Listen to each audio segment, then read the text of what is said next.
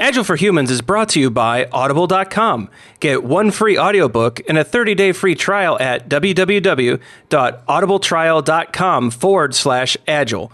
Over 180,000 titles to choose from for your iPhone, Android, Kindle, or MP3 player, including Scrum, The Art of Doing Twice the Work in Half the Time by Jeff Sutherland, and Crucial Conversations by Carrie Patterson.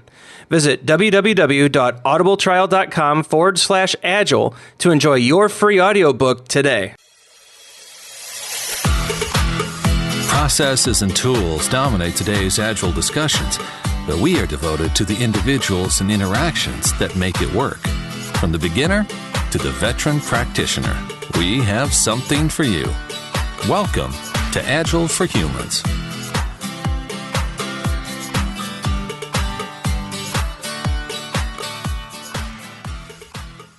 All right, welcome to this week's episode of Agile for Humans. I'm your host, Ryan Ripley. Joining me tonight, a panel of talented coaches and some of my very good friends in the Agile world.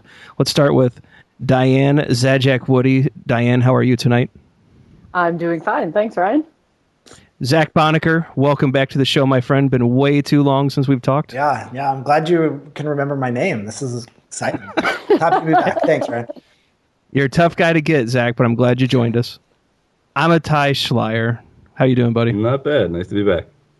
It's always great to have all of you with us. Diane, this is your first, but I hope the first of many shows with us. So welcome, and hopefully you enjoy your first experience in podcasting. I'm optimistic. So I've pulled this great panel of coaches together because I'm curious about a path to becoming an Agile coach, and not just a path, but many paths. Because as we'll probably get into, Diane, I think you came into the Agile coaching world from the business analyst path. Yep. And I know, Zach, you came in as programmer to project management to traditional management to coach. And then Amitai, programmer straight into the Agile coach hot seat. So there's a lot of ways to get to Rome, many roads to Rome, but they all led to Agile coach. And so I know many out there want to be coaches, are early down the path of becoming a coach. And I thought it might be neat if the four of us could talk about how you all grew your coaching skills and what got you moving in the Agile coaching direction from your more traditional roles within companies and organizations. So I guess, Diane, if you'd be so kind and kind of talk about that first, how did you grow your Agile coaching skills and ultimately make the leap into becoming an Agile coach? Sure, absolutely. I think what was huge for me was the influence of actually the coaches that I had in the organization I was in when I first was sort of learning the Agile way. As you said, I was a business analyst for many years, I think 6 or 7 years in total. By the end of that, the last 4 years or so, we're in this sort of Agile space, and it was very inspirational to me to hear these coaches and to kind of see what they were doing and watch how they facilitated discussions, and they were teaching us things. And there was a pivotal moment for me where one of the coaches, we were like at a happy hour or something, and he looked at me and said, the big question you need to answer is whether you want to make great things or make things great. And it was a big moment for me to be like, oh, because at the time I felt like I was making things. I was part of this team and we were starting to gel and we were starting to do great things. But I knew that it wasn't completely satisfying to me. So the idea of making things great and actually influencing at a larger level was really appealing to me. So that kind of sparked the I do have a choice. I don't have to just stay in this role of being somebody on a team. So, in terms of learning for me, it was very much about talking to people and reading as much as I could get my hands on and having conversations we've been having on this call, just sort of learning what worked for other people. So I really have picked up whatever I can, wherever I can get it. I just have a voracious appetite for learning, and I guess that made me a good BA, that curiosity. And now I'm using that to try to be the best coach I can be. I'm curious about Zach and Amitai, how they came about. Well, I'm really curious about Amitai, so he should go next. Go for it. Go for it, Amitai. Well, one detail that I think is salient is that I did come from most recently from a programming role into coaching, but a little bit around that, and also about a decade ago, I was doing other kinds of management, team management, and a little bit of product management. And that definitely, especially the first time I did it about a decade ago, was really eye-opening because I was coming from like programmer, IT, total systematic, and maybe not so much with the theory of mind. And I went into a role where all of a sudden I'm not just doing, IT support. I'm responsible for a variety of departments in an organization that need a variety of types of support because they have a variety of personalities and a variety of organizational structures. And I'm responsible for 6 or 7 people who have responsibilities to those departments, each of which of those people has a variety of personalities and proclivities. And then when they're out, I got to be able to back them up. And so that for me was just a rude awakening. I had no idea what I was doing, and all of a sudden I had to figure it out because I was the face of this operation. And I think that sort of planted a seed, but then I went back and did other stuff for a while, and it was recently when I was at first hired as a programmer and then moved into team lead and then product manager that I realized something that I find really satisfying about being a programmer on a team. Some of it's the code. I really like that. But what is really the best for me about being on a team are the behaviors that wind up being the coaching behaviors. The getting myself and others oriented in any kind of a problem space, teasing out what the right questions are to ask so we can figure out what direction to try taking a step, understanding what's at risk if we make a mistake, and bringing out the best in each other. And just looking out for the problem to be solved without my ego being the thing that I'm trying to serve. And that's what I loved about being on a team when it was a great team. And I realized gradually, through a few interactions with coaches, that was a path I could be on. So I'm curious if you ever had a coach in your early days, Amitai, or was this all self-taught or self-inspiring? Or I absolutely have had coaches. The first one that comes to mind is my friend Nathan Arthur. In my very first programming job. So I had gone to college for about a year. I had dropped out. I went to work for a .com back in 2000, 2001. And at that point, I knew basically nothing about programming, just enough to kind of smash some keywords together and sometimes get something out the other end.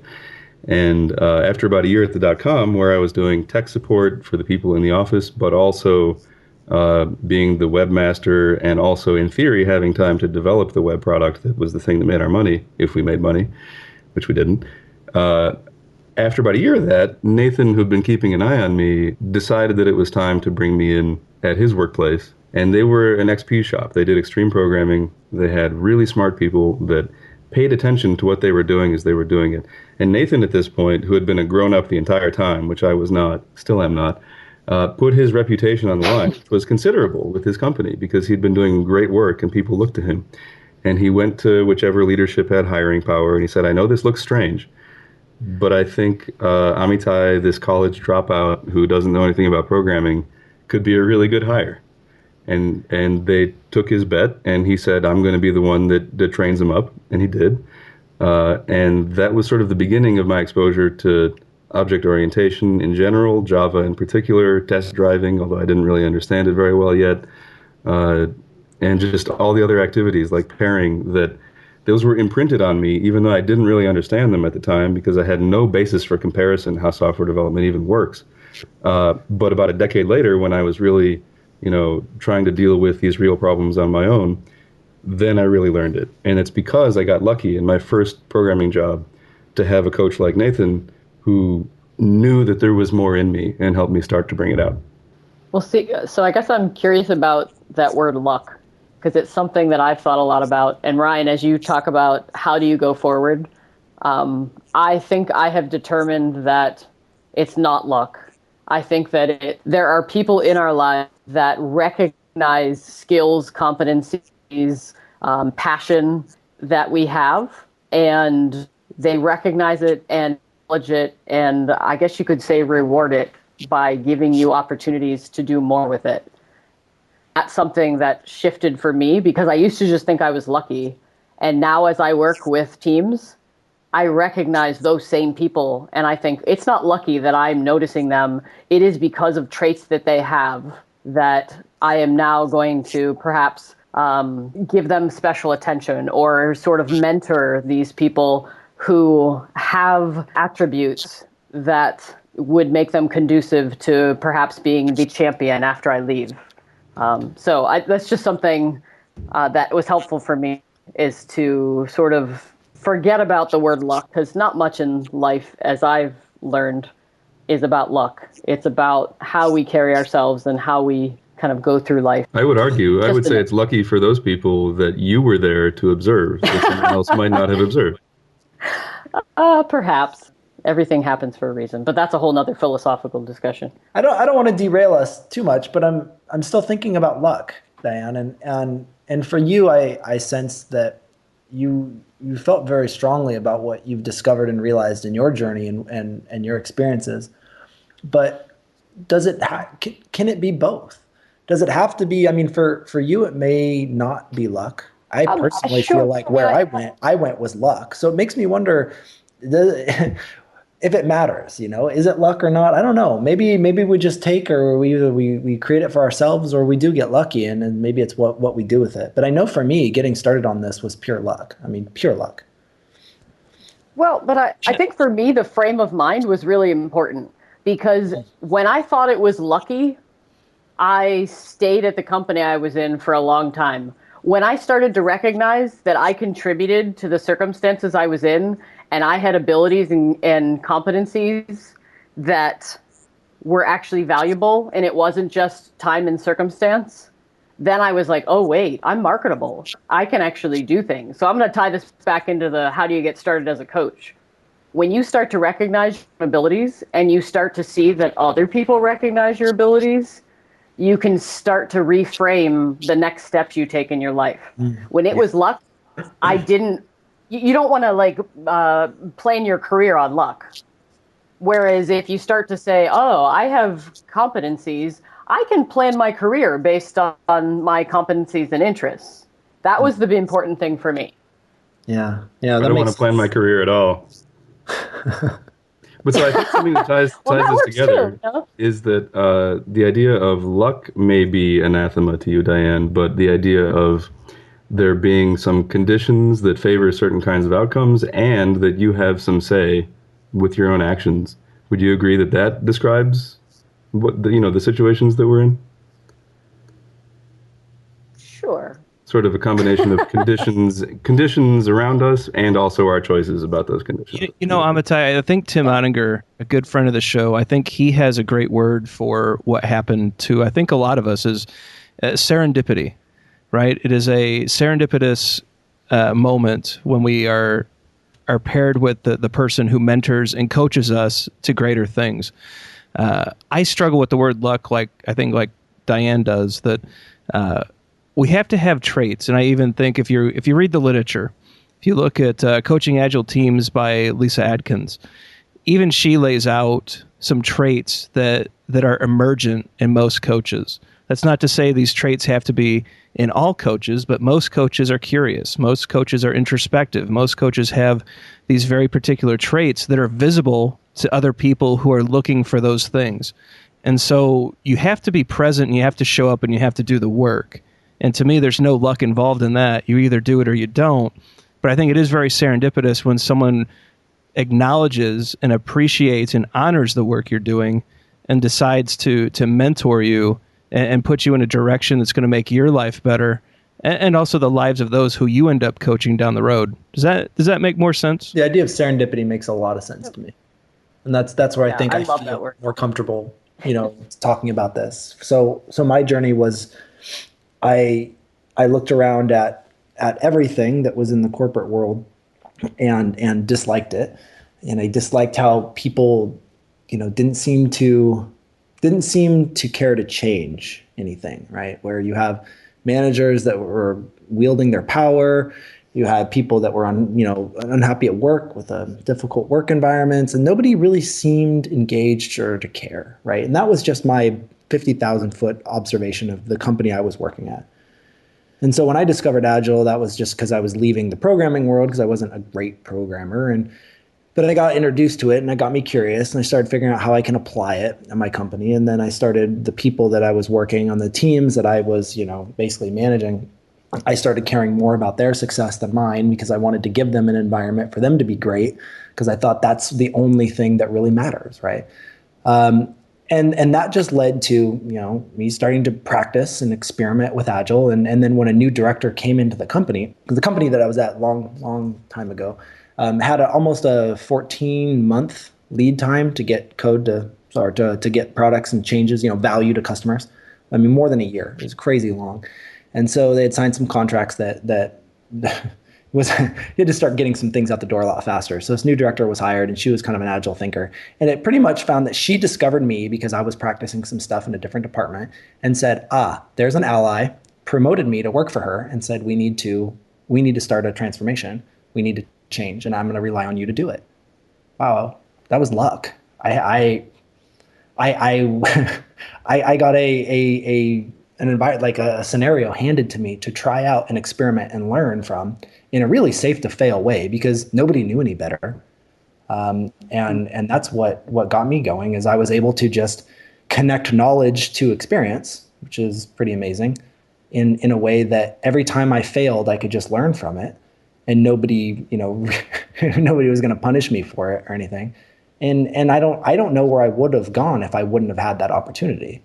So maybe serendipity just feels a little better. I mean, obviously, I pursued my interests. I gravitated towards the things that were of interest to me.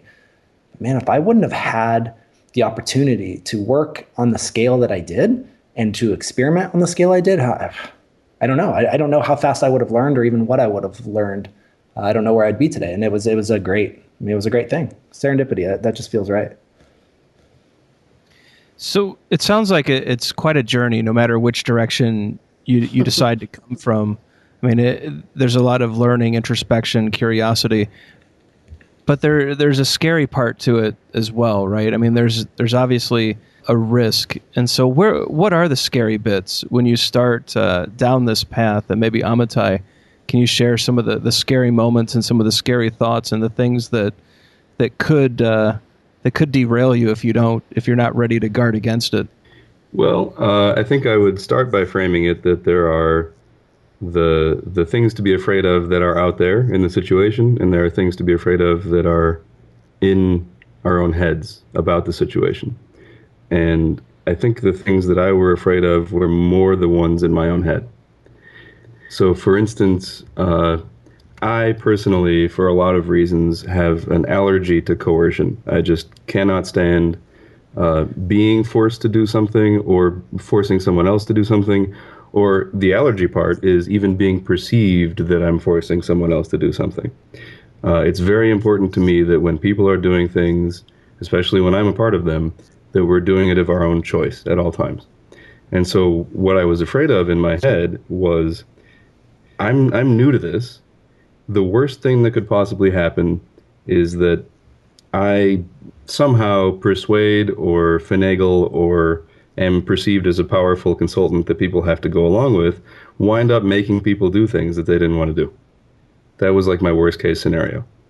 And in practice, people were doing things they didn't want to do all the time when I got there.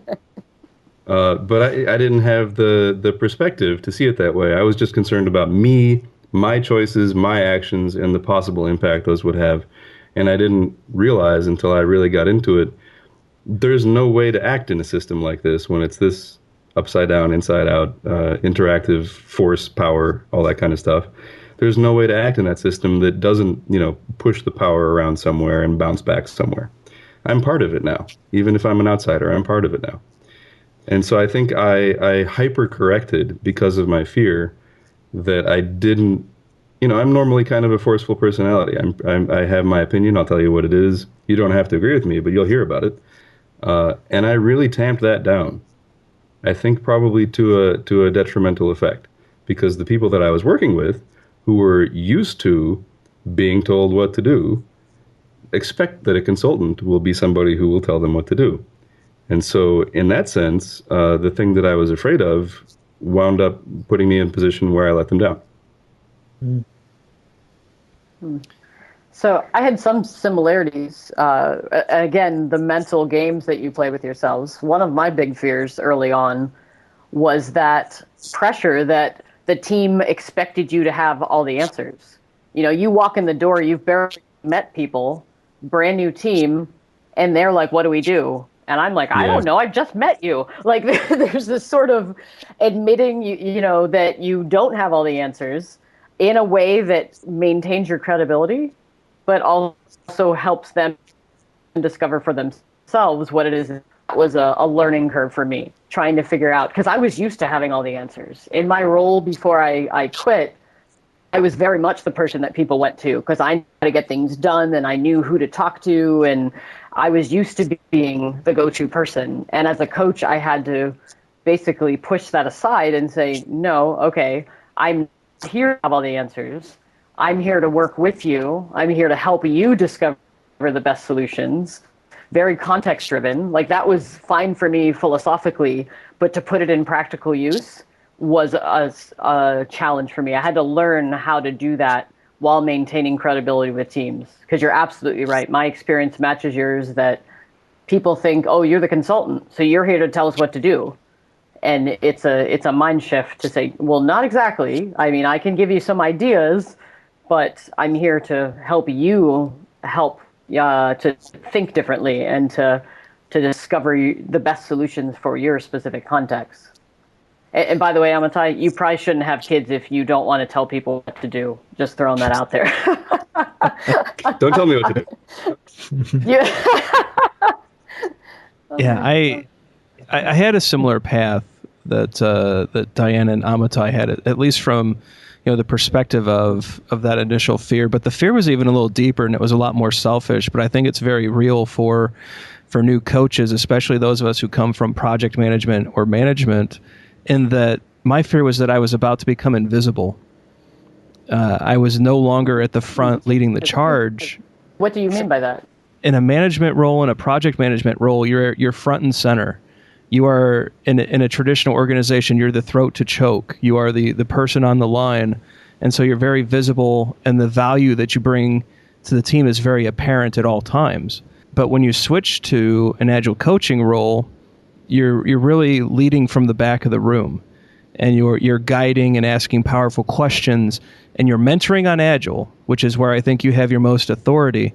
But when the team's presenting and the team is solving, they're doing that on their own, and it's not always apparent to the outside the value that you bring. And so I was very worried initially about being invisible, but actually ended up finding a ton of satisfaction and a ton of self-worth in the idea that I was helping the team make their lives and their product better, and that fear went away because the team knew the value that was being brought. But initially, it was that invisible feeling, or that sense of kind of falling to the side and not being front and center, that I really struggled with for a very long time.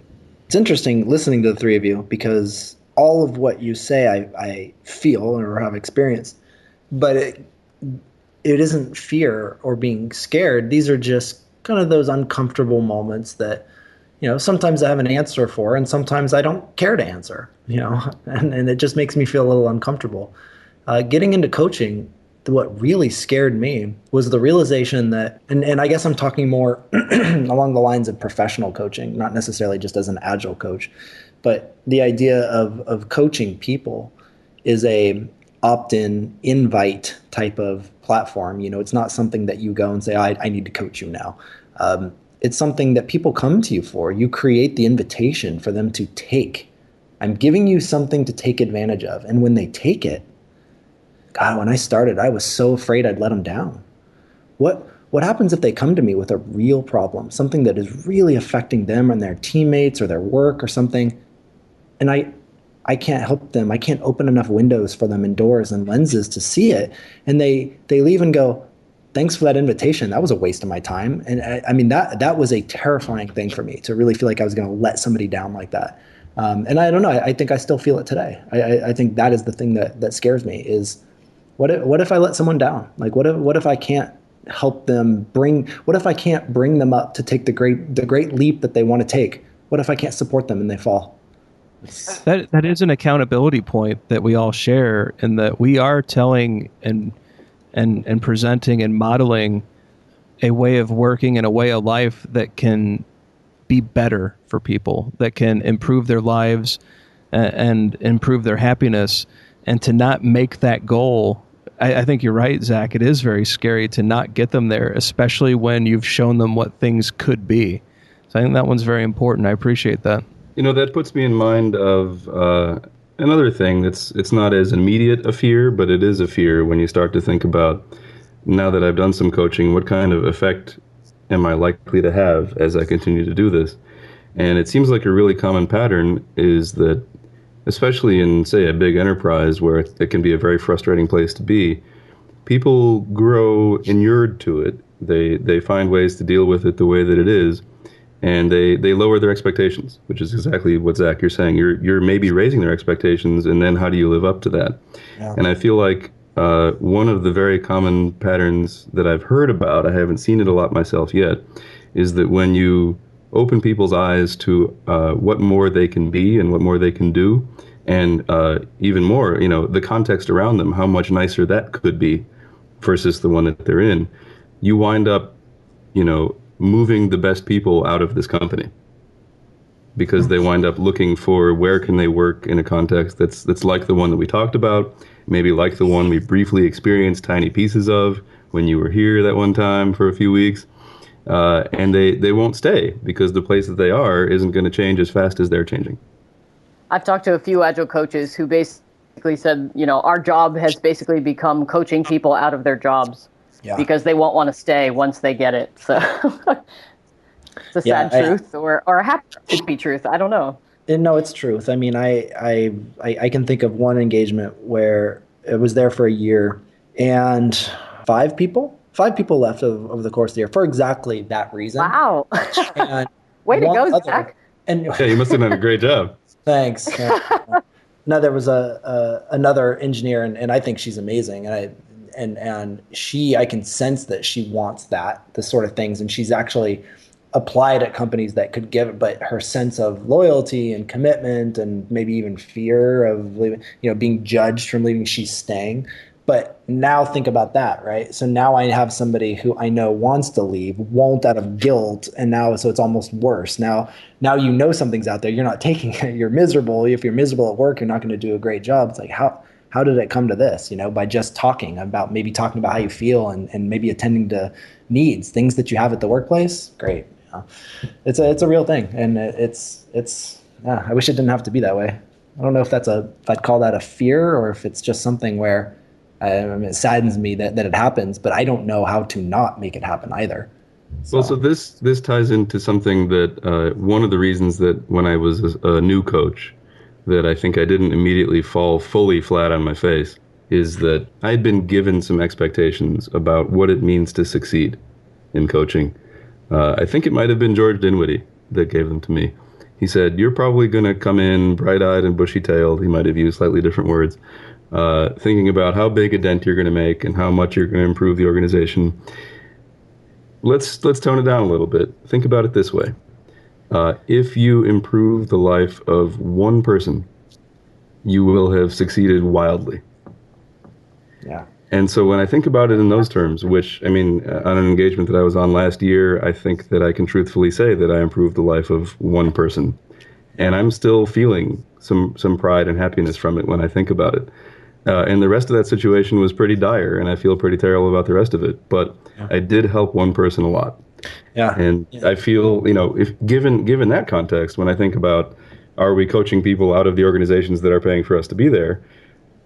Maybe that's one of the things that happens, but maybe that's really what our job is. Yeah.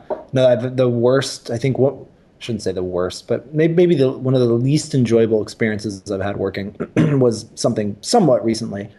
And in that experience, there was one person. I mean, everything truly did not go well. For reasons that I accept were beyond my control, so that's fine.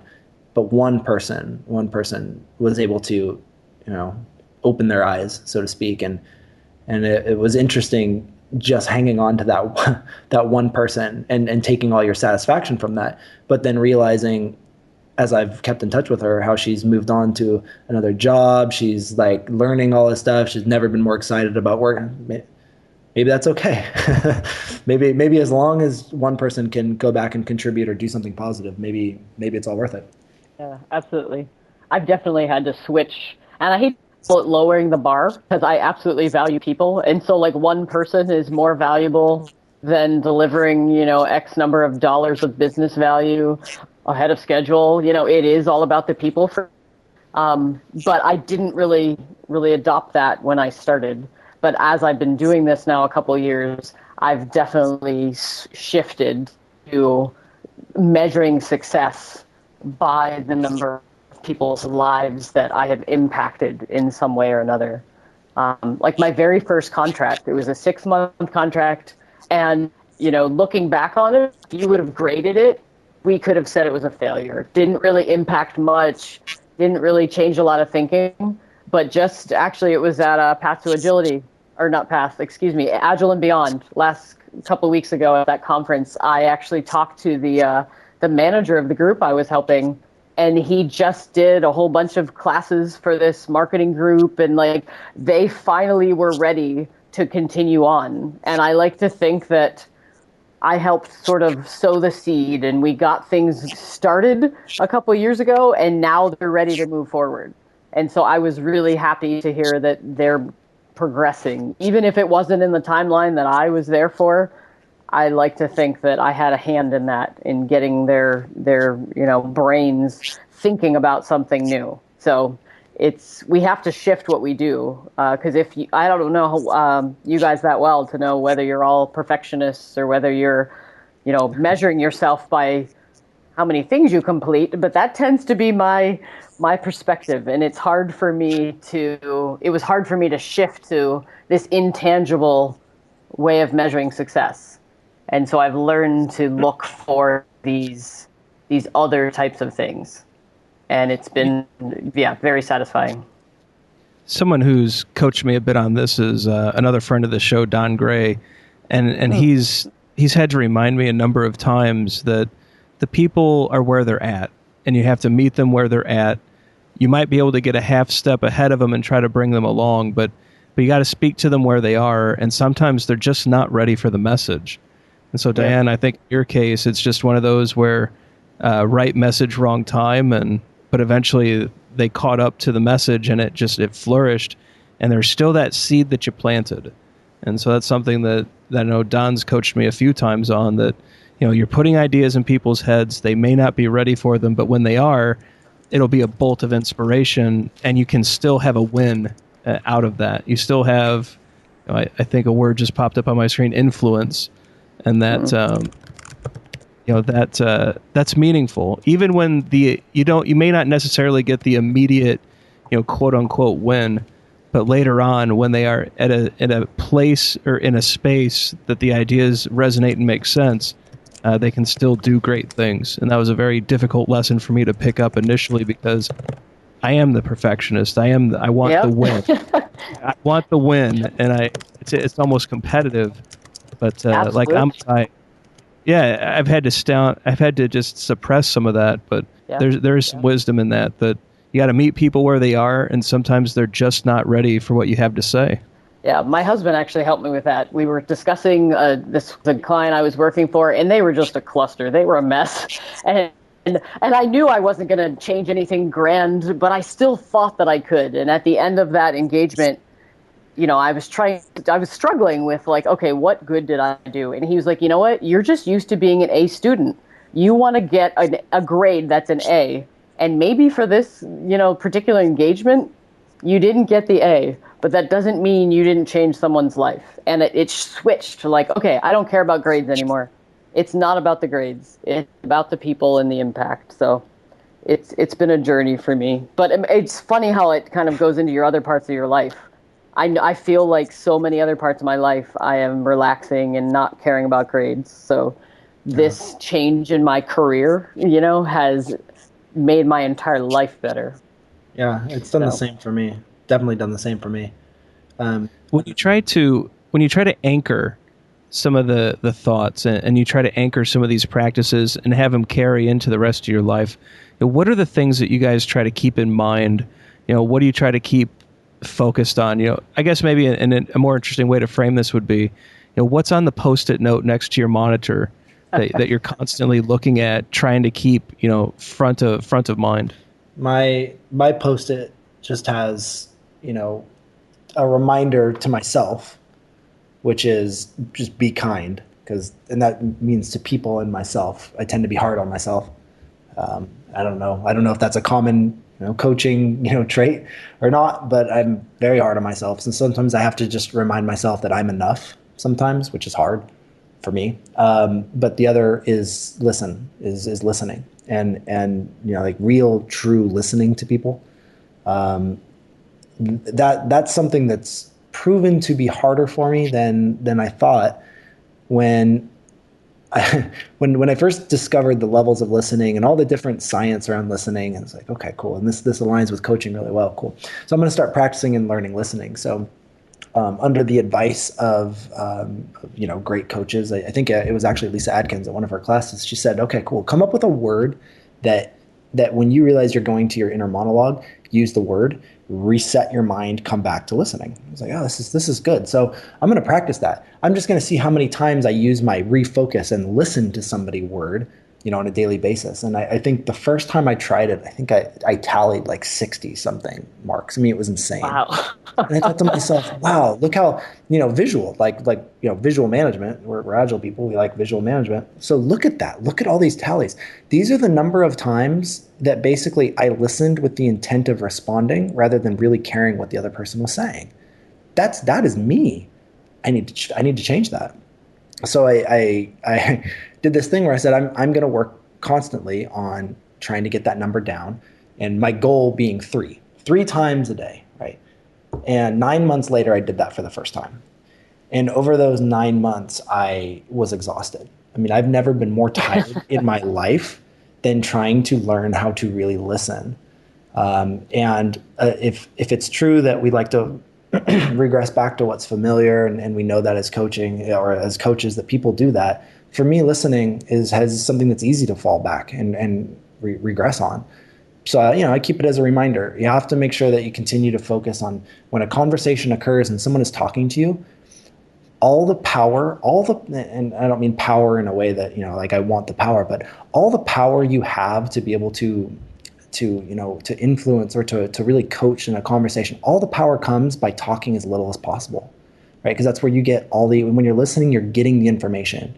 You're getting the information you need to ask the right questions, like Amitai was talking about. To detangle this web, you've got to listen, right? And as soon as you get into your inner monologue, you stop. So that's my reminder, just kind of kindness and listening. That's an awesome story that you were able to observe that in yourself and then manage your way slowly and incrementally to the way that you wanted to be behaving. That's really cool. I almost gave up. About a month into it when I hadn't really because it is hard. I mean, if you think about how many times in the course of even just listening, to the three of you listening to me talk, I mean, at some point, if I start rambling, you probably come back and be like, I wonder what's for dinner. It's easy for your monologue to just lose it. But I'm up to 72 right now. What, just with me talking? 72 times in the last 5 minutes? Jesus, man. Zach, I'm learning. I'm trying to get better. Yeah, thank you. Clearly, I'm a real instructional tool here. But it's true though. It's really easy for us to really care about what we're going to say next. And once you master the ability to, you kind of realize the feeling you get when you're really listening to somebody from a point of curiosity. It's pretty amazing. Like, questions just come to your mind. Like, you just start really wanting to know. And it was exhausting. I mean, talk about Diane, measuring, outcomes that you can't see or feel. Imagine coming. So what'd you do all day? I did absolutely nothing. All I did was just listen to people all day long, really intently. And I'm exhausted. I need to go to bed early tonight, but that's how I felt. It was draining. People who know what listening means would totally understand that. maybe you and I are similar, Ryan, with the competitiveness, but I'm always trying to like one up other people. And now, in so many ways, whether it's teams, we all know we shouldn't do that. Let's stop comparing teams. And with coaching, there's no way you can compare two coaches. We're all so different and unique, and we bring different qualities and strengths into the teams we work with, that trying to compare is just going to rob me of any joy that I do. So that, and in my personal life, that has been equally as impactful. So that's a huge thing. So you guys should not compare your numbers of times listening. That would be bad. So what was your quote, Diane? Comparison is the thief of joy. Comparison is the thief of joy. That is such a important swing thought or coaching thought. I think especially for trying to coach multiple Scrum teams and programs, and because there's so much temptation. Let's compare velocity. Let's compare value delivered per sprint. Let's compare all these things that are not comparable. Let's compare an apple and an orange and see which one is better. I'm concerned because I have an awful lot of JUnit tests that are the thief of joy. Don't freak out me or Amitai. We're keeping this at the Diane, it sounds like we do have some very similar tendencies and personality traits, because of the competitiveness. It's one that I've had to tone down too. And what I've often put on a Post-it note, I stole straight from Lisa Adkins and her wonderful book, Coaching Agile Teams. It's take it to the team. So I used to fear, and I think all of us mentioned this at one point, what happens if we don't know the answer? I don't fear that anymore, because there's, 6 plus or minus 3 people on a Scrum team who are smarter than me collectively, who are going to help me figure it out. And together we're going to figure it out. And for me, it's just remembering that there's a team there that I should be taking things to, and coaching them on how to solve their own problems, and not try to have all the answers myself. Absolutely. I have always relied on the kind of wisdom of the crowds. I've just seen so many times. That was probably the biggest lesson from my first Agile coach, was just that one of us can't solve it, but all of us can figure out a way to come up with a solution. That's why, I think the things I enjoy the most are retrospectives, different brainstorming techniques, facilitation, because I really love to tap into the wisdom of the group. So that's something that brings me a lot of joy. Yeah, that's. And I'm gonna go ahead, Diane. Sorry.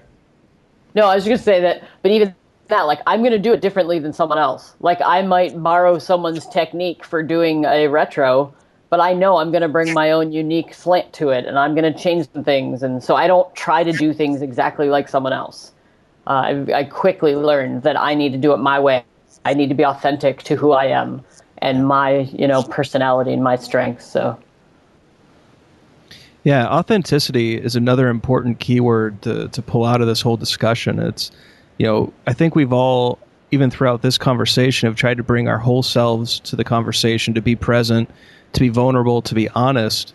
We're sharing fears and concerns and failures and the things that have hung us up, and in a way to try to be authentic about the path to an Agile coach. And the same applies when working with teams. I have found that, when I would pontificate on for the sake of hearing my own voice or to sound clever, the team catches on quickly and zones out. They know when you're just talking to fill space. But when you're truly authentic, and those are the moments, and it's not 100% of the time, right? Sometimes there are just gosh, I'm exhausted and I'm going to give a one-liner about the virtues of Agile and move on to the next thing. But during those truly authentic moments, I think we make our greatest impacts. Absolutely. Vulnerability is a big thing for me. I feel like that's been something that I started out not even realizing that I was doing it. I've always been one who can share. We were joking earlier about being self-deprecating, but to me, that's about authenticity. It's let's be honest about what we're afraid of, what we're not good at, all that sort of thing. And that has allowed people, I think, to trust me. I'm able to extend basically trust. I'm saying, all right, I trust you enough that you're not going to judge me when I tell you that I am struggling with this thing. And so by me extending my vulnerability, others tend to extend their vulnerability to me. So it's something that just sort of came naturally to me, but now as I'm kind of discovering more of the science behind things and trying to figure out why do people do what they do, I realize that it's something that has been very powerful in my life as I look back. So it's something I try to continue to do, and I encourage other people to do that too. Yeah. That's very true in my experience as well. I discovered in some introspection in a training course with Alistair Coburn that one of my go-to moves, maybe the go-to move for me in any team context, whether I'm coaching or on the team, is to lower my apparent social status. And maybe that's a move that I have available because I'm a white dude with a deep voice that sounds thoughtful and has a big vocabulary. And so it's easy for me to lower it because I'm comfortable with the status that I probably actually have. But it's a go-to move for me. And what I like to do specifically is make the first mistake and be totally visible and public about it and model through my behavior that that's actually totally fine. And we can all have ideas and they don't all have to be right and there's no problem. Yeah, I was going to ask what that might look like to lower your status. It's funny you say that. I'm just sitting here thinking about it and then reflecting on the time I started working in this current work I'm doing, and I did exactly that. And I guess I didn't realize. I wonder why I did that. I just instinctually went to do something. And I knew it wasn't going to be, I think I just wanted to see it fail or something so that I could get more information on what to do next. But in doing so, yeah, you're absolutely right. I was able to leverage it. I was able to come back and say, see, everyone, it's okay to learn. It's okay to as long as we can do it quickly and we can understand, kind of what we're working towards or what our ideas are. It's okay if it doesn't go right. It helps us understand what to do next. And yeah, that's funny. I did that and I didn't realize it was a move. Now I can say I know Amitai's move. That's awesome. I feel like this is a Seinfeld episode waiting to happen. Oh, my. Hey, so did you ever notice that I didn't get to tell you my sticky on my monitor that reminds me what to think about? Yes, go ahead. That was my form of observational humor. Did you ever notice? So what I have to do, one of them might seem really sensible and one of them might seem really weird. The one that might seem sensible is get out of my head, because I live very thoroughly inside my own head, but that is not where the things are actually happening. And my head is not the one that's interesting right now when I'm coaching. So I have to remind myself over and over again to get out of there and don't hang out there. Is that the weird one? That's the weird one or the smart one? That's the sensible one, right? Oh, that's sensible. I can't wait to hear the weird one. I thought it was the sensible one. Maybe I need to get out of my head. But so that's one. And then the one that might seem a little strange, because coaching is very much about being in the moment with the person or people that you're with. The other thing that I have to remember sometimes, because by default I won't remember it at all, is to get out of right now. I'm the kind of person that I'm kind of like a dog. Like whatever's happening right now is everything and I'm totally in it and I'm subsumed by it and my senses are all attuned to it. And I don't even remember what happened an hour ago, and I'm not thinking at all about what's happening next. It's just right now for me. And that's a really strong thing to be able to do, and because it's such an overwhelming characteristic that I have, it's also a weakness. And so I have to remind myself that it is often helpful to prognosticate briefly and occasionally beyond the present moment. So I have get out of my head and think about other people, and get out of right now and think about the implications of what we're doing, in addition to what we're doing. Yeah, to consider as others, worldview, so to speak, on what's happening as well, right? Yeah, and that's something that's I realized this as I was coming into coaching, that it's a great weakness and strength also, that I was a complete nerd as a kid, and I've come a long way, obviously, since then. But to the extent that I have, and I'm not a gifted programmer. I'm just kind of decent at it, and I'm good at orienting myself in a problem space and finding the right questions to move forward. But to the extent that I've been effective in a work context, whether as a developer or a product manager or what have you, it's because I have tried a bunch of things that were terrible, that were just sort of my default choices based on, whatever stimuli I'd been exposed to when I was younger, and none of them worked very well. And then I intellected, what do I need to do differently? And I sort of slowly but carefully modified my behavior to things that seemed to work better. But because none of it came naturally, and because I figured it out explicitly in my conscious mind, in my head, as it were, on one hand, it's a weakness that if I'm not conscious about it, I'm going to revert to those other behaviors. But it's also a strength as a coach that I'm more like Phil Jackson than Michael Jordan. I'm not overwhelmingly gifted, but I'm wily, and I know how to position myself, and I know how to make the team better. And that turns out to be, eventually a strength. Yeah, yeah. No, that definitely speaks to me. I like the sports analogy. That works for me. Thanks, Amitai. I feel better about myself today. I'm Phil Jackson, guys. Right on. Yeah. Awesome. So, can I get selfish for a moment and ask for your thoughts on a topic? Sure. So, I have to start with a metaphor because we'll have to go there because I'm a metaphor person.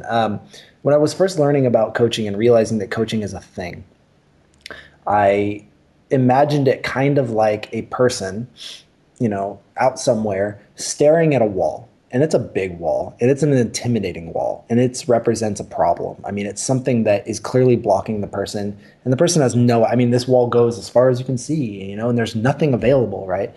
And so what I kind of envisioned coaching was, so I come into the scene and I hand them a shovel or a hammer and I tell them what to do, or I actually just go in there and knock a hole in the wall and boom, now we can get through. That's kind of like coaching, right? Well, no, not really at all, right? And as I learned more about what it is, my metaphor switched to I show up and I just start, supporting the person and understanding the person.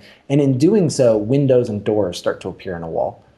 They could be all different sizes and shapes. Some doors may look intimidating, others may not. Some you could see through, but it doesn't matter. These are all lenses and things that we can see through where the person can decide, I want to open this door and see what's in there. Basically, they realize they have the tools, they have insights, they have things that they can use to solve their problem. So it's this wall that in coaching, we're creating all these windows and doors that just appear in it. And now the person has information, right? What do you do with people who want to take control, who don't want to, engage other people in problem solving, or who don't want to have a collective strength? What do you do as a coach when the coaching environment is very much that as you walk up to this person and they're looking at the wall, they start doing the thing that is not going to help them get over the wall? Do you let them go?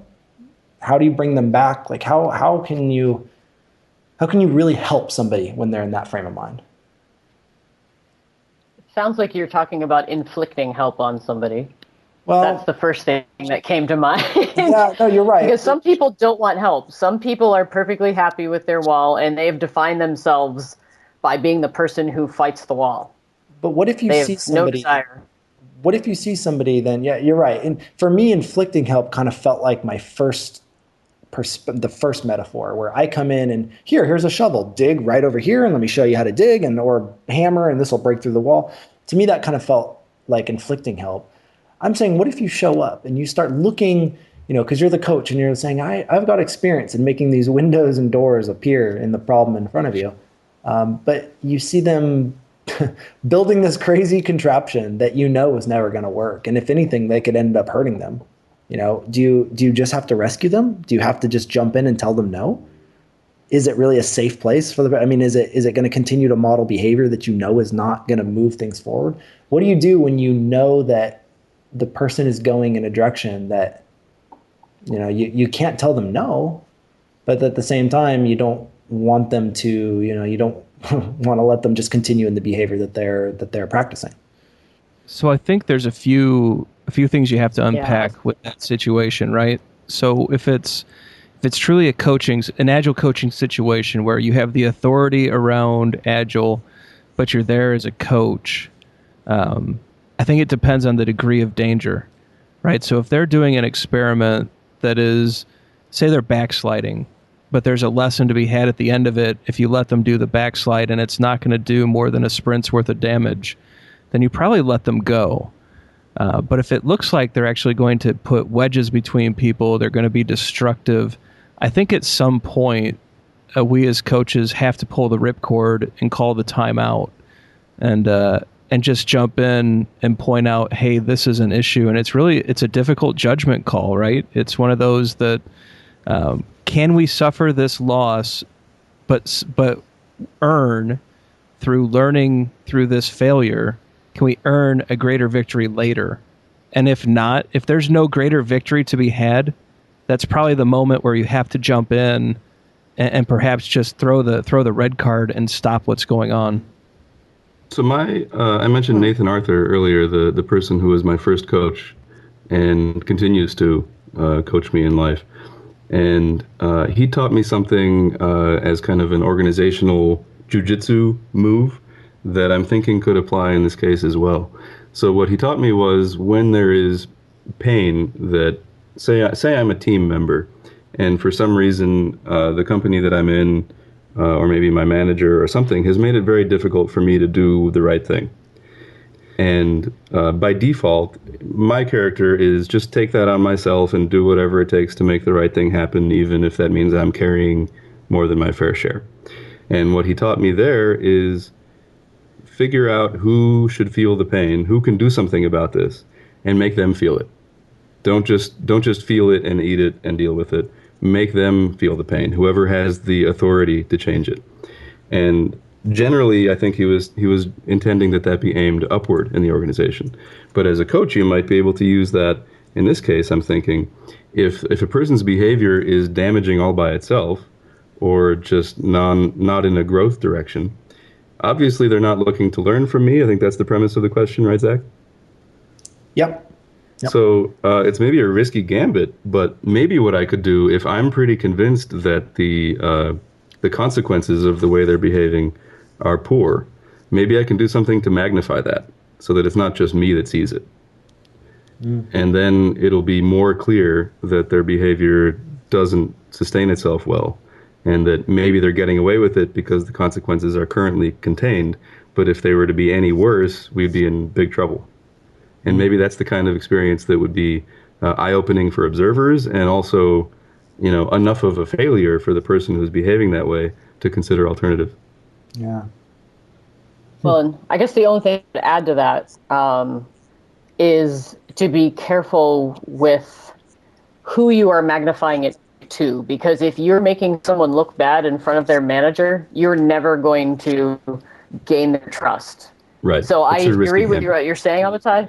Yeah, but a certain amount for me is, I don't think I personally would ever step in and interject if somebody feels like that's what they need to do, because I know that's not going to help them learn anything. I would rather take the approach, identify their own pain. So whether it's somehow making it more visible, making the consequences of their actions more apparent to them, that definitely is important. But I think that there's an element of honoring their journey. They're doing this for a reason, and understanding why they're doing what they're doing can be really enlightening. I find out things that I never would have thought of, but through a series of, their past experience, this is what they think is what they need to do. And so the more we can uncover, that's one of those things that kind of keeps me going when I'm dealing with people who make me want to bang my head against that brick wall. It's basically, to me, the retroprime directive. Mm-hmm. As I deal with quote unquote difficult people, I have to truly believe that every person is doing the best job they could, given their experience and their skills and the resources. I have to assume that they're the best they can, and that's something that helps me kind of gain empathy, grow my empathy basically, and understand, because without that understanding, I don't think I can really help anybody, because they're not going to want my help. Yeah, that is a way better answer than mine. Thank you. No, I think they're all good, and I don't think but what Diane is bringing out is it's empathy, but it's also creating a positive regard with everyone, regardless of your stance towards them, your opinions towards them. It's almost leaving judgment at the door, seeing them as they are, and then trying to have empathy for where they're at. And it's incredibly hard. So this is not a simple skill. And so, but I think, the suggestions that everyone's brought forward, they all work. And in different contexts, right? There are some cases where, yes, you have to highlight to higher up the chain because this action is going to do profound damage. There's other times where if you can amplify the impact and make it noticeable just within the team, then sure, peer pressure might do its job. Other times we pull the ripcord, and other times we make these evaluations. But the point is, we're doing it from a stance where judgment's left behind, empathy's turned up, and it's all about serving the person and not ourselves, right? Yeah. Now, the context of this question comes from a recent situation where I found myself in a lose-lose situation with a person. And the person, from my perspective, was the total keystone of this team dynamic. I mean, the team was going to go where this person allowed them to go. So I found myself in a situation where I could either upset the person directly by making it so that, the person would never have any belief or reason to want to work with me or to even, believe in our relationship. Or I could reflect or mirror back the behavior to the team. This is a bit of the peer pressure line that Amitai talked about, of exposing it and realizing that it was all there in front of you. You had the people there. You just needed to take that chance. But in doing so, knowing that the person would be upset that I shared this request that was between, me and the person. And I opted with the latter, the peer pressure route. And I mean, it backfired. It greatly did. And it makes me wonder, is it just another shade of gray? I mean, would it have been even worse if I would have, taken the other option? But it's funny. It's the first time I've ever found myself in a situation where, as a coach, I felt like I had no way out no matter what I did. And I didn't know what to do at all. I mean, I did the best. I responded in the way that was the most measured and as thoughtful as I could be. But it's funny. It's the first time I ever thought I found myself in a situation with a team where I am where I am, and I'm at a dead end. I'm done either way. And it made me wonder how I got there. So I was just curious if there was other insights or thoughts that you both had, which you gave me great thoughts to consider. But yeah, I have a thought to consider about that one. Yeah. You can't control other people. That's the big lesson for me. Yeah. You can, literally bring the horse to water sometimes. You cannot force people to want help.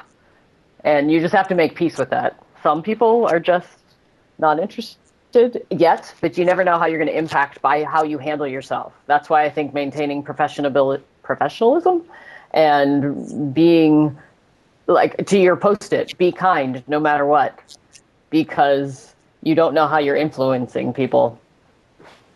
Yeah, well, and to Diane's recent point about empathy, I think what I took away from what you just said, Zach, is given that you found yourself kind of backed into a corner and you wondered what path got you there, imagine all the people who are inside that organization who find themselves backed into corners every day, and that's where they work. Yeah. That's a lot of what you're all sharing with me is just making me realize and recognize that, I've talked with companies before that, say, okay, cool. How long is it going to take for you to convert a team or to convert whatever? Like, what, from one day to infinity. I mean, how it could be any amount of time. They're like, well, come on, you've done this for a while. How long does it take? It's like, well, that kind of assumes that people are not free thinkers. Wouldn't that be true? Like if there is a one way of doing it, it takes 3 months, then great. You can just buy the book, like I don't, that doesn't seem to be true in my experience. So because people are free thinkers, man, how hard is it to have a job where you realize that the perspective often that we go through is that the coach really is the constraint. Yeah, we brought the person in and they were just completely ineffective at being able to change anything. And maybe that's true. Or maybe the people are the constraint and change is about people. And really, when it comes to coaching, whatever direction we're going to go in is entirely the people, right? And so maybe the most humane, the kindest thing we could do as a coach was to not have pushed that, to not have tried to evoke change at that time, but just to talk and get people to think. Nothing happened, and then the company says, "Okay, bye, Zach, you're done. You were ineffective." But maybe that was the best thing that we could have done. And so it makes me wonder, in my scenario, when I made a decision to go in one of two directions, what decision could I have made that just would have been nothing more than to get somebody to think? Did I have to take an action? I don't know. I think there's two things that you keep in mind, and these two things help me sleep at night at least. And the first one is there is no endpoint. So there is no okay, you're agile, goodbye. We're always improving, we're always learning, even as coaches, we're always trying new things, and there's no endpoint. I guess the day we die is when the coaching is done. But to a company, it's, well, the 6 months are up that we're going to pay you, so goodbye. So it seems like there's this endpoint, but the team's journey continues. And our journey as coaches continues. It's the financial aspect that has a temporary endpoint, right? So the first part for me is this is a continual journey that does not end. It just continues to grow and evolve and change. The second point is we're also coaching where we're at. So we're called to meet people where they're at and help them along the way where they're at. But at the same time, we're coaching them from a very specific point and perspective in our careers as well. So we're at a specific place too, and you just have to be comfortable with that at some point. That sometimes we're going to get it wrong, and when we get it wrong, we have to own that quickly, apologize, and move forward. And we're going to learn from it, and we're also progressing as well. And I think when I keep those two things in mind, it takes a lot of these bigger burden type thoughts and kind of shoves them aside for me. The culture that they're in is what's driving their behavior. It's what's it worded for, or perhaps fear is driving out of. I want to get to the point, as I've heard of other coaches who've been doing this a while, where before they even sign up with a client, they're talking to the team that they're going to work with. And so they know before they sign the contract whether a team is interested in being coached. Yeah. So there's things that we can do as coaches to say, no, you know what? I have some filters. I'm going to make sure that this team actually wants to work with me before I get in there. Now, we're not all in that position. Sometimes you're doing your best to, get work, and you can't always say no. I like to think that I've been able to pick and choose things that I want to do. But like, I've heard that idea, and I've never once interviewed the team that I'm going to work with. I haven't. That to me is a risk. I need to get to that point where I can do that. I don't feel like I have the coaching chops yet to pull that. I'm afraid clients are going to be like, no, why, you don't, we're interviewing a bunch of coaches. We're not going to let you talk to the team. I don't know. I have a bunch of fears around it. I think it's a great idea. That's what we should be doing. I just don't know how practical it is. Yeah, it just really speaks to a current. So the current work that I'm doing, I didn't get a chance to talk to the team. In fact, I had really nothing but just a pretty short phone call. Never actually. Yeah. And that's pretty typical. Yeah, no, you're right. Yeah, that's really typical. Yeah, and when I made the request, hey, I'm uncomfortable agreeing to this contract unless we can meet face to face. And really, especially, I'd really like to talk to the teams that I know I'm going to be around, just to understand what their view is, and that's going to give me a lot of info. And they really balked at it. It was really, wait, whoa, no, and so in the end, I made the decision to just go with it. And well, I mean, you were brave enough to ask. I'll give you credit for that, Zach. Well, thanks. I'd like to say that I'm going to be brave enough to refuse to ever take work again until I've had a chance to talk to the people who are going to be the most affected by what goes on. Those are the teams. Those are the people building and getting creative. If I would have talked to them, I know I wouldn't be working where I am right now. I wouldn't have done it. I said, this is not the right place for me. I didn't have that opportunity, and I paid for it. And it makes me wonder, I hope I can be there to where I can say no and feel okay about it. I hope I don't ever have to, feel like, I can't really ask. But that's an amazing point that you make, is we should be talking about that. And maybe if we ask for it and the response is no, what does that tell us? What decisions can we make with that bit of information? Sure, absolutely. What flag does that raise? Yeah. So guys, I think at this point, being the great coaches that we are, we've totally exceeded our time box. And so I think at this point of the show, this is where we say adios to the topic, and hopefully we pick it up again someday. But at this point of the show, what I like to do is to have the guests plug anything that they have going on, anything that is important to them to get in front of the listeners, and to put a little twist on this specifically for this show, perhaps some resources that you would recommend to people as they get started on their Agile coaching journey that you think could help progress them along and help them grow their coaching a little bit quicker. So, Diane, let's start with you. Thank you for joining us. Can't wait for the next one. But if you could share your plugs and all of the great resources that I'm sure you have at your disposal, that would be wonderful. Well, I know we don't have much time, so I'll try to make it quick. As far as resources in particular, for me, I'll start with Twitter, as simple as that seems. When I was thinking about quitting, I reached out to so many people on Twitter and engaged in so many conversations and got so many pointers in the right direction that I can't say where I would be if it weren't for Twitter. I won't call it luck, we'll call it serendipity, but just following people and engaging with thought leaders was huge. And the second thing is any chance you get to go to conferences. You guys know I'm a conference junkie.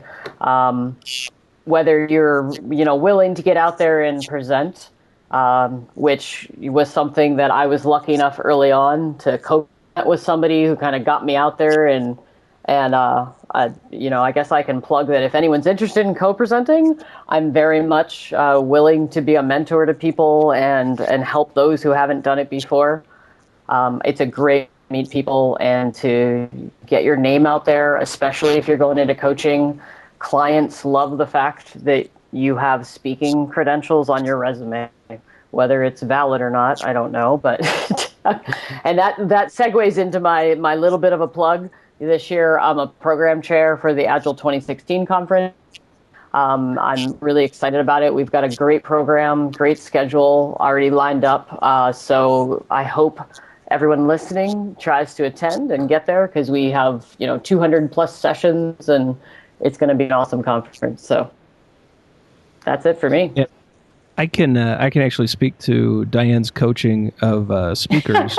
Actually, she got me going as a conference speaker, provided great advice, and truly appreciative of everything she did for me, getting me started. I had a lot of fears and concerns and questions, and I think we had met just once at Agile Coach Camp, and she spent a number of hours with me, helping me along and making sure that I was going about it the right way. So super appreciative of that, and can definitely vouch for the fact that she will get you started on the right foot and in the right direction. So that's awesome. Oh, thank you. And as far as your suggestion about Twitter, if you are a prospective Agile coach or an Agile coach wannabe or whatever the phrase is, you have to follow George Dinwiddie on Twitter. Yes, absolutely. George is one of those people that, and there's a lot of great people out there. George Dinwiddie, Esther Derby, Don Gray. I'm going to leave off. I got to plug Doc on Dev, because Doc Norton was my first coach. He's awesome. He tweets a lot. Yeah, so a lot about leadership and coaching. And once you start, you'll find all sorts of other people out there. Yep. So we'll link to a few people out there that we follow, but certainly everyone that Diane mentioned and the few I gave, we watch regularly, and they offer a lot of great things on Twitter. So really great suggestions there, Diane. Thank you. Mr. Bonaker. Yeah. How about you? What do you got? Bring the high heat. All right. So resources. Okay. So to play off of Diane with conferences, make it an open space conference and convene a session on coaching. In my experience, every time somebody does that, there are many people at the conference also curious about what is an Agile coach? What do they do? How do you do it? What are and there's people who are coaches that like to share that knowledge. So the sessions always become pretty informative and popular, right? So go to an open space conference, talk about coaching, convene a session, you'll get a lot of great information. Books. So Ryan, you've mentioned it a couple times tonight. For me, it was the seminal book that got me going and thinking about what this combination of agile mentoring and coaching is at teams and programs and people and whatever. And so that's Coaching Agile Teams by Lisa Adkins. And, Lisa writes in a way, she's a coaching mentor to me. And so she writes in a way that, I don't know, it just speaks to me in a way that makes me feel like I can be great at this. I don't know what it is. I just read her writing and I go, that connects with me. So it's a fantastic book. And I would, encourage everyone, if you're curious about, coaching, start there. Lisa's wonderful. So I will strongly second Diane's recommendation about Twitter, and I'll link to a blog post that I wrote last year called Confessions of a Twitter Completionist, in which I share the role that Twitter played in my changing careers. And I will strongly second Ryan's nomination of George Dinwiddie as someone to follow on Twitter. I will also throw in Mike Hill, and yes, Esther Derby as people that I think have a high wisdom to word ratio. Yes, definitely. On top of that, a few blog posts and one Agile in 3 minutes. I have How to Get Hired as a Coach from last September, How to Get Decent at Coaching a week later, and earlier in the year, a post called How to Develop Humans. That's a little bit about child rearing, sort of, but mostly about coaching, because I don't know anything about child rearing, not yet. And then finally, Agile in 3 minutes, episode 15, called Influence, which I think is ultimately everything that we do as a coach is influence. So those are my plugs. And we'll get links to all that in the show notes. Very good blog post by Amitai, and you guys will certainly enjoy them. I think we're going to spend a little time and get a Twitter list set up. I'd like to get that going so that people have a good idea of where to look and perhaps an introductory list of people to follow, because I think we've offered a handful of people that are great to start with.